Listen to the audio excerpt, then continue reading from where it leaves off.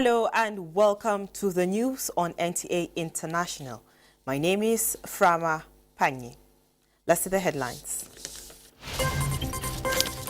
Federal government insists Binance executive on lawful trial with access to quality medical care. President Tinubu pays tribute to his mother, attends special dua in her honor.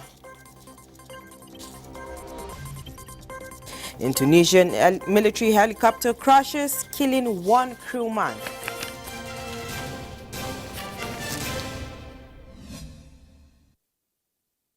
And the federal government has addressed claims that Binance executive Tigran Gambarian is being held in unsavory prison conditions in Nigeria, or that his health is deteriorating.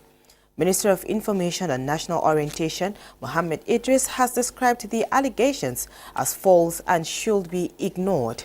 His statement notes that Gambarian is being held in lawful detention and has access to quality medical care whenever required. He also has full access to consular services from his home government. The minister adds that the federal government will not do anything to jeopardize his fundamental rights to lawful trial and to quality care, including health care, even as he underscores trial by the laws of Federal Republic of Nigeria. It is worth reiterating that his detention is a court-ordered one, and only the court can alter the terms or direct his release. The federal government of Nigeria will continue to follow due process in its quest to bring Binance to justice, a legitimate sovereign quest that is similarly being pursued in several other countries around the world. This adherence to legal and diplomatic standards underscores Nigeria's dedication to upholding justice and maintaining the integrity of its judicial processes. The executive is being treated with the utmost fairness, and his legal and human rights are being protected throughout the judicial proceedings, the statement concluded. And climate change impacts the globe in many ways, plunging the environment into chaos of health, food, plants, and life expectancy. The 2024 Austrian Summit is providing a platform to advance convergence on solutions. Kolo Mohammed tells us more.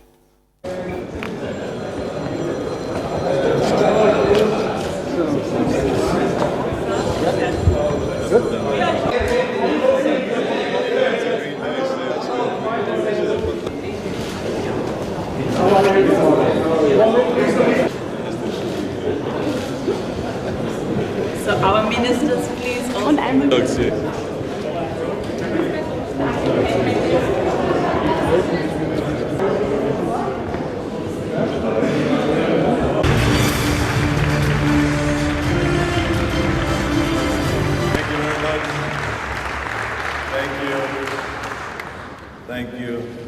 Thank you.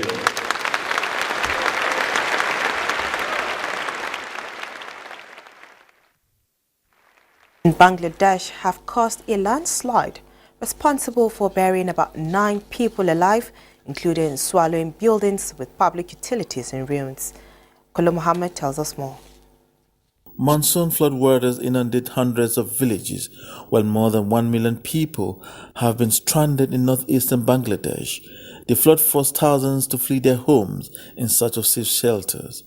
At least 700,000 have been left stranded by flash floods caused by heavy rains in Bangladesh, according to police and government officials in the low-lying nation. Schools have been turned into shelter to accommodate thousands of displaced people, and authorities battle the ravaging floods. In the past, heavy rainfall, flooding and landslides happened across 3 countries in South Asia: Nepal, India and Bangladesh. This time around, major effect largely touched Bangladesh. Millions of children have seen their lives turned upside down as more rains are envisaged. UNICEF is working with local authorities and partners to ensure more children are kept safe and provided the support needed. Adults are also considered for urgent support, as support for children need adults, especially parents, to attain the projected reach. Response is more urgent than ever.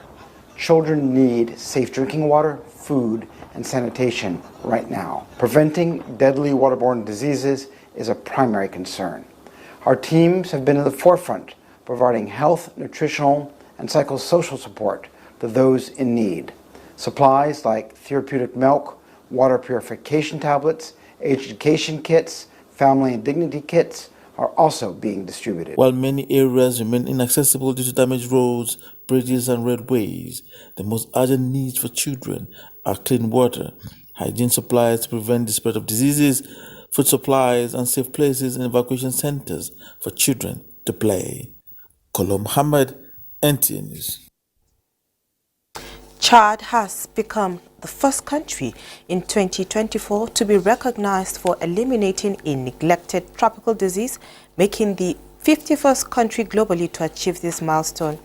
Again, Kolo Muhammad reports that this is contained in a World Health Organization report.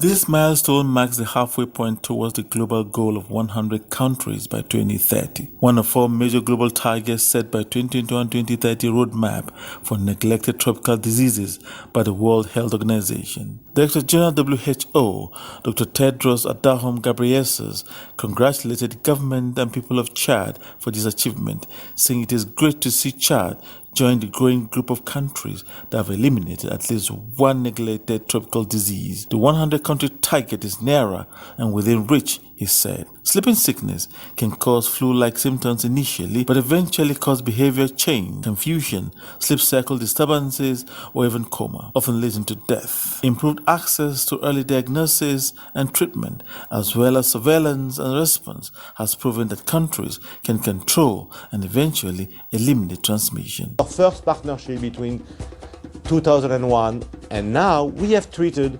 150,000 patients. And to treat 150,000 patients with sleeping sickness is to save 150,000 lives. I understood that we have to provide means to the national services to look for the patients, to train the health workers on the treatment of sleeping sickness. So far, 7 countries have been validated by the World Health Organization for eliminating the Gambian's form of human African trypanosomiasis: Togo in 2020, Benin and Cote d'Ivoire in 2021, Uganda in 2022, Equatorial Guinea also in 2022, Ghana in 2023, and now Chad in 2024. The Rhodesian form of the disease has been eliminated as public health problem in one country, Rwanda, as validated by the World Health Organization in 2022. Kolo Muhammad, NTA News. And Japan has reported a spike in cases of a flesh-eating bacteria, streptococcal toxic shock syndrome, STSS, with over 1,000 registered since the start of the year. Charles Alfai reports. The bacteria have 2 main forms of infection, and the most common type is a kind of throat disease. Pharyngitis, commonly known as strep throat, tends to spread to children. The second type is the fulminant, severe and sudden form of the disease that is prevalent. Now an increase in both, but especially severe in the fulminant form. Reports say the STSS, with a mortality rate of up to 30%, can be fatal within 48 hours, with over 70 people dying between January and March in the country. Severe cases trigger the flesh-eating necrotizing fasciitis disease, although the pathogen itself is common, with many adults not experiencing any symptoms. A professor at Osaka Metropolitan University, Yukihiro Kaneko, said the bacteria can spread through droplets or by direct contact, with the sudden, more severe form often coming on without a sore throat. He also warned that it was a global issue. This infection is quite prevalent worldwide, especially in the United Kingdom. Japan is a little later than the UK, and the number of cases has been increasing since last year, he said. The figures had already passed last year's 900 tally. Yukihiro explained that he believed masks were not yet needed, but that precautionary measures like hand washing were advised, and he did not consider it a great emergency.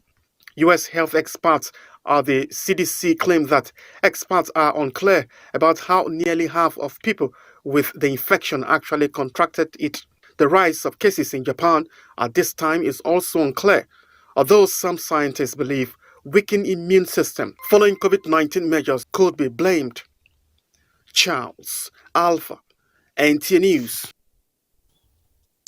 A Tunisian military helicopter crashed Friday during exercises in Gafsa province, killing one crewman and injuring another. The Defense Ministry spokesperson, Mohammed Zekri, said the accident occurred during a normal maneuver and the aircraft's descent.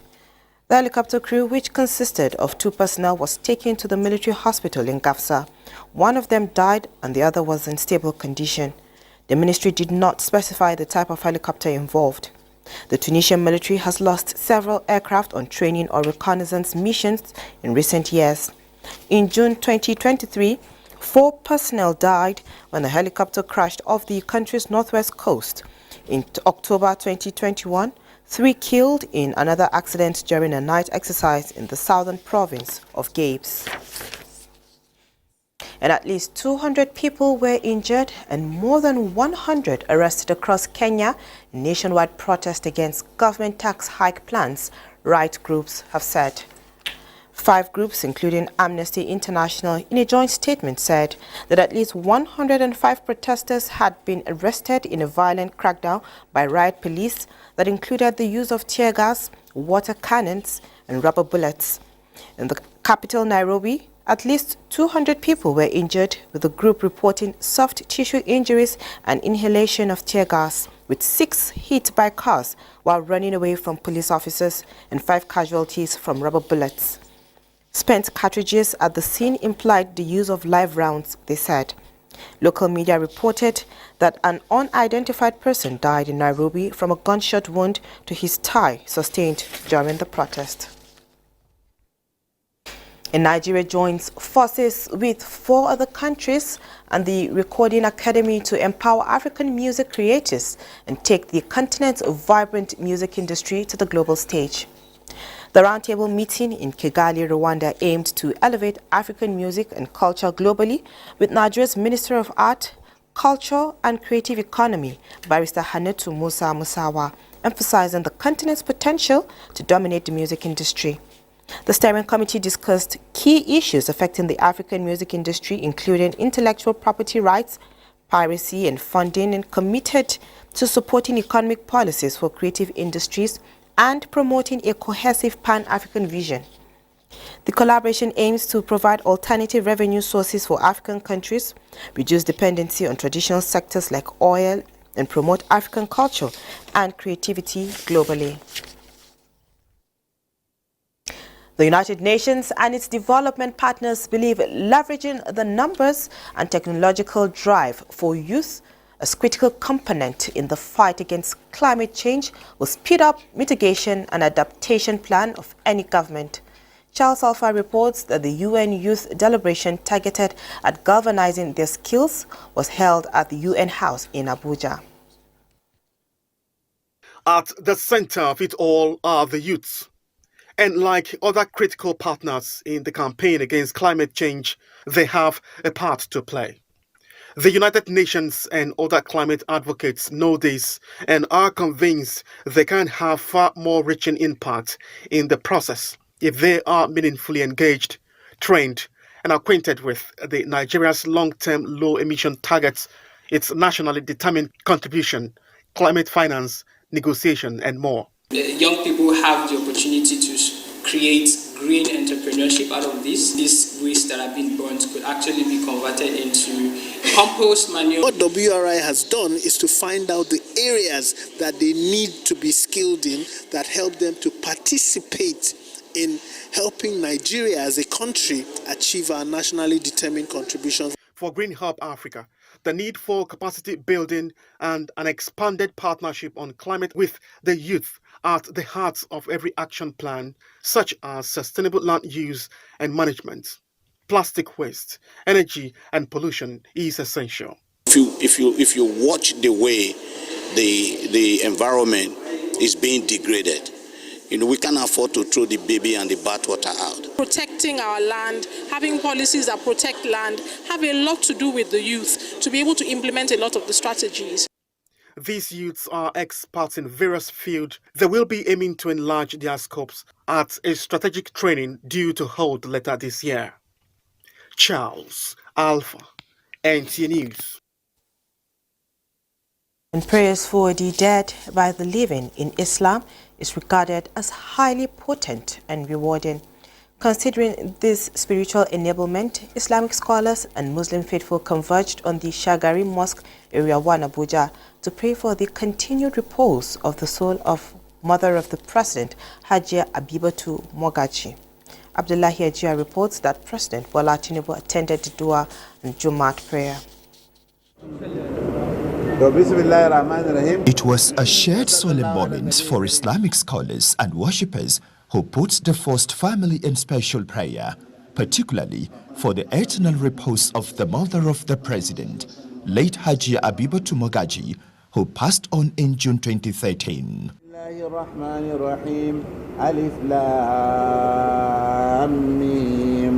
woman that is considered as epitome of true Islamic motherhood.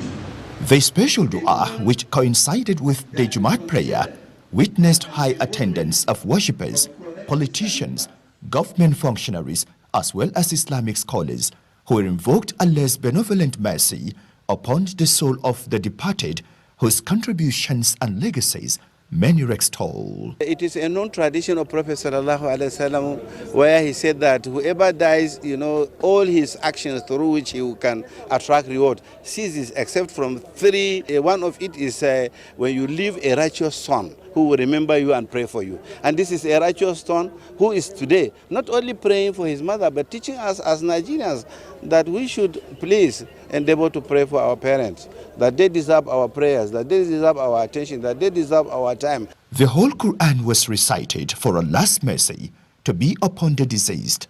A charity project was launched for the construction of 380 boreholes for humanitarian use as Sadaqatul Jariyah for Hajia Habibatu Mogaji. As an act that is worthy of emulation and worthy of commendation, because mothers are meant to be cherished and to be celebrated by all of us.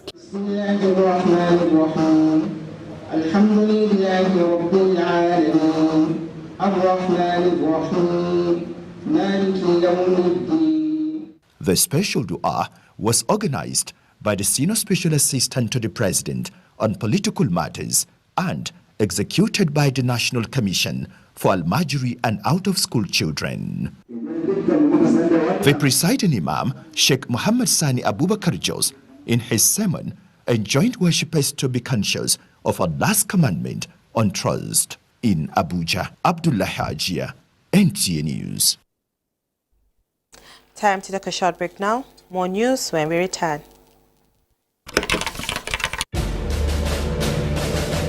We will work diligently to make sure every Nigerian feels the impact of their government, the economic aspirations, and the material well-being of the poor, the most vulnerable, and the working people shall not be neglected.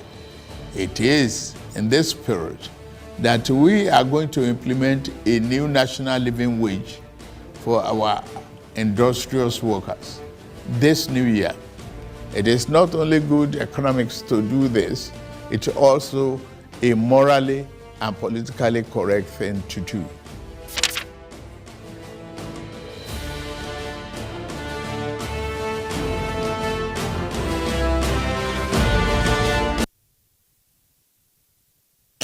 Now, the Senate Committee on Police Affairs has resolved to mediate the controversy between the Nigeria Police Force and the Police Service Commission about the recent annual recruitment of 10,000 constables. In a statement, the chairman of the Senate Committee on Police Affairs, Senator Abdul Hamid Malamadori, said both sides have been invited for a meeting to find practicable means of resolving the issue.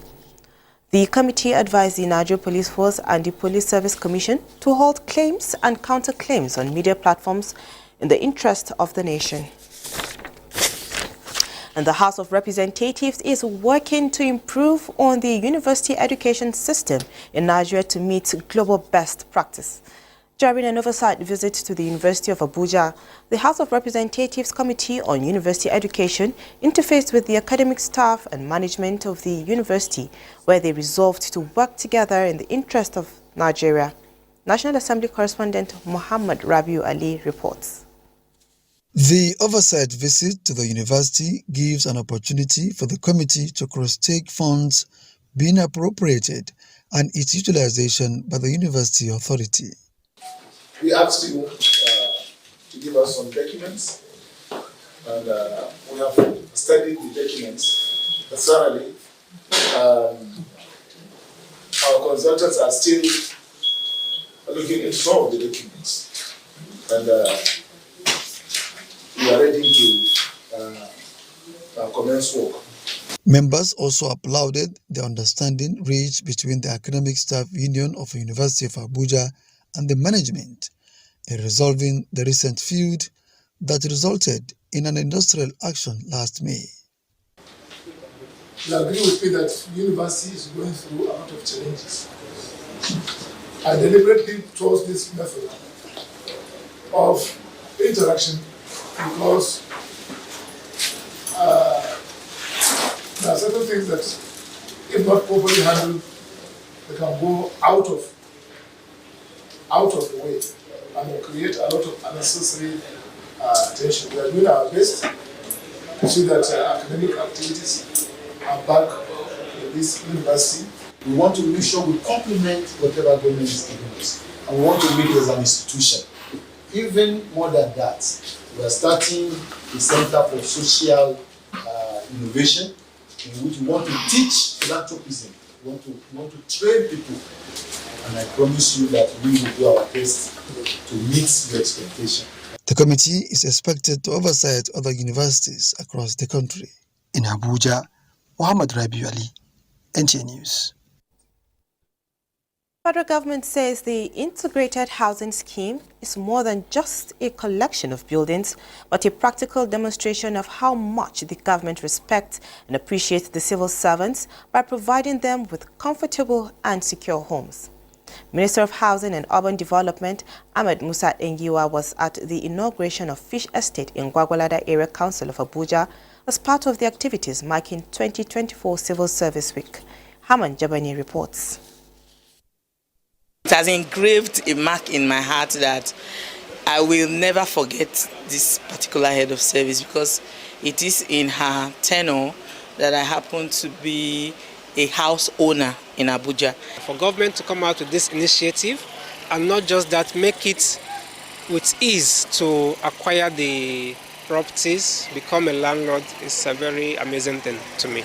People may look at it as something that is impossible, but here I am with the keys with me. It is very possible. The 116 housing unit constructed under the Federal Integrated Staff Housing Program in the office of the head of the Civil Service of the Federation, who stands on 5 hectares of land, is completed within 18 months. The completion of the housing unit is the end result of a collaborative effort and shared vision of various ministries. While the Federal Ministry of Housing and Urban Development provided the land, Ministries of Works, Water Resources and Power provided the infrastructure. The housing, which will be considered as a model for other fish projects, is available to staff of core ministries on an interest rate of 3%.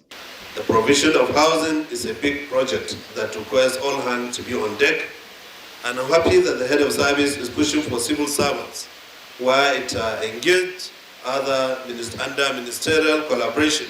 The call for this collaboration is informed by ongoing plans by the Office of the Head of Civil Service of the Federation through the FISH program to deliver another estate of a larger scale in Jiwa FCT. That the Federal Ministry of Works will always be available at your call whenever it has to do with anything welfare of the civil servants of the Federal Republic of Nigeria. Experts say it is one of the many steps in the broader mission of federal government to provide housing for all Nigerians. We just profile you, look at your salary, if the salary can be able to pay back the loan within the years that you have in the service. Because by law, if you have less than 5 years to retire, we don't normally use to give the loan. You must have 5 years and above. We know that we are building for civil servants, and civil servant doesn't have much, so they don't have to now come and be spending much money to come and renovate the house again. So our houses are up to standard, it is durable, and it will stand the test of time. The Fish Office and other partners want civil servants to take advantage of the opportunity to own quality and affordable houses while in service, as the processes are seamless. Hamad Jabani, NTA News. The Minister of State for Water Resources and Sanitation, Bello Mohammed Goronyo, has reaffirmed President Tinubu's commitment to boosting food production across the country through the development of dams and irrigation projects. He stated this during a visit to the Goronyo Dam and Middle Rima Valley Irrigation Project in Sokoto State. Usman Zubeiru has more. This visit marks the fourth of its kind in recent times by the Minister of State and further emphasizes the federal government commitment in completing ongoing water projects and to assess the progress of the work at the two sites.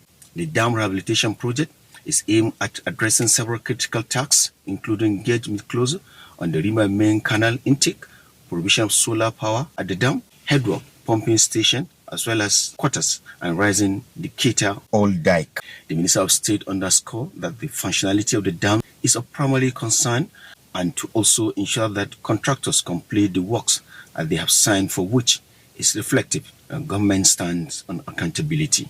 We must follow the taxpayers' money, the Nigerians' money, to ensure that the money is judiciously utilized. So that is why we are leaving our comfort zones to come here day in, day out to ensure that what is provided in the contract has been followed strictly. He assured the contractors that more funds will be provided to ensure timely completion of the project. Senior Hydro is currently executing the dam rehabilitation, river draining, and construction of dikes for the trimming project, while Gilmore is executing second phase of the Middle Rima Valley irrigation. The federal government is concerned about the functionality of the dams, which are critical to achieving the food security and creating job opportunities in the region. Usman Zubeiru, NTA News. And this is where we end the news. Thank you for watching. My name is Frama Panyi, and John Bamdele has been the sign language interpreter.